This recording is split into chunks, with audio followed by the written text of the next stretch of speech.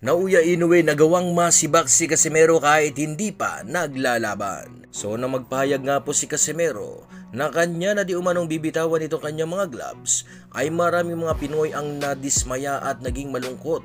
Ito'y dahil sa mawawala na itong tinaguriang angas ng Pinas na nakakapagbigay lang naman ng talagang magandang laban at kagalakan dito sa Philippine Professional Boxing.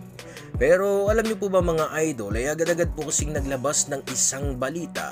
Itong isa sa mga pahayagan ng Japan na kung saan nagretiro di umano si Casimero sa kadahilanan ni Naoya Inoue.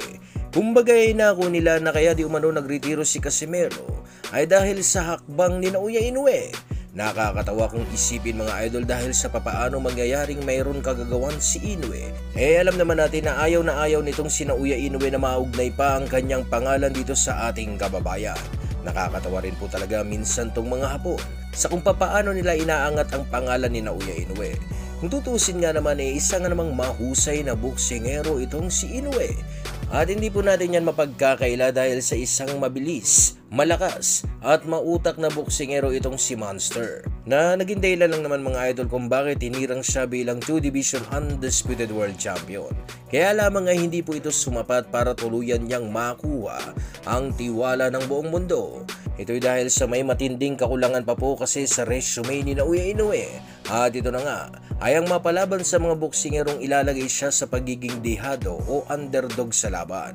Halos lahat po kasi ng kalaban ni Naoya Inoue ay kahit hindi pa nagsisimula ang laban ay hinirang na agad na talo ang kanyang mga kalaban, kaya po ito ang dahilan kung bakit sa kabila ng achievements na nagawa nitong si The Monster ay hindi niya pa po nakakamit ang tiwala ng mundo na ilagay siya sa isa sa mga superstar na boksingero.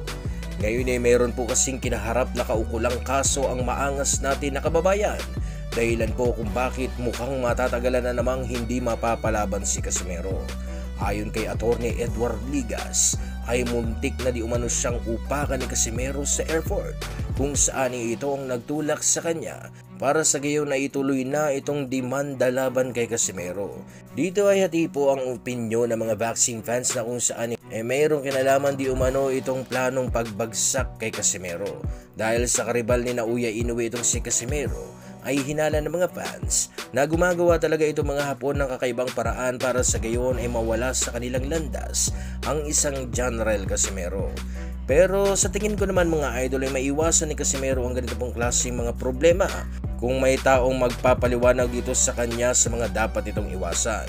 Hindi po kasi talaga natin mapagkakaila na ang mga kamalian ni Casimero ang talagang nagtulak sa kanya para sa gayon ay sapitin niya itong ganitong klaseng mga problema.